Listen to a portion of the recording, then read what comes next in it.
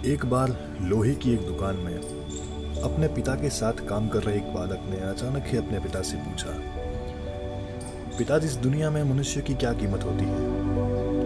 पिताजी एक छोटे से बच्चे से ऐसा गंभीर सवाल सुनकर हैरान हो गए। फिर वे बोले, बेटे, एक मनुष्य की कीमत आंकना बहुत मुश्किल है, वो तो अनमोल है। बालक ने बड़ी मासूमियत से पूछा, क्या सभी उतना ही कीमती और महत्वपूर्ण है? पिता ने बड़ी ही गंभीरता से जवाब दिया, हाँ बेटे, सभी ही उतना ही महत्वपूर्ण और कीमती हुआ करते हैं। बालक कुछ समझ नहीं पाया। उसने बड़ी ही मासूमियत से एक बार अपने पिता से फिर सवाल किया, तो फिर इस दुनिया में कोई गरीब तो कोई अमीर क्यों है? किसी की इज्जत कम तो किसी की ज़्यादा क्यों होती है पिताजी? सवाल सुनकर पिताजी कुछ देर तक शांत रहे और फिर बालक से स्टोर रूम में पड़े एक लोहे का रॉड लाने को कहा।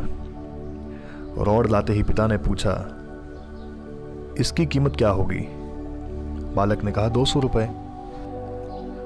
पिता ने कहा कि अगर मैं इसके बहुत से छोटे छोटे कील बना दूं तो इसकी कीमत क्या हो जाएगी? बालक कुछ देर तक सोचता रहा और फिर बोला, तब तो ये और महंगा बिकेगा, लगभग 1000 रुपए का। तो पिता ने कहा, अगर मैं इस लोहे से घड़ी के बहुत सारे स्प्रिंग बना दूं तो? बालक कुछ देर तक गणना करता रहा और फिर एकदम से उत्साहित होकर बोला, तब तो इसकी कीमत बहुत ज्यादा हो जाएगी। तो फिर पिताजी उसे समझाते हुए बोले, ठीक इसी तरह मनुष्य की कीमत इसमें नहीं है कि अभी वो क्या है, बल्कि इसमें है कि वो अपने आप को क्या बना सकता है। तो हर दिन कुछ नया सीखकर, कुछ नया करके अपने आप को बेहतर बनाएं।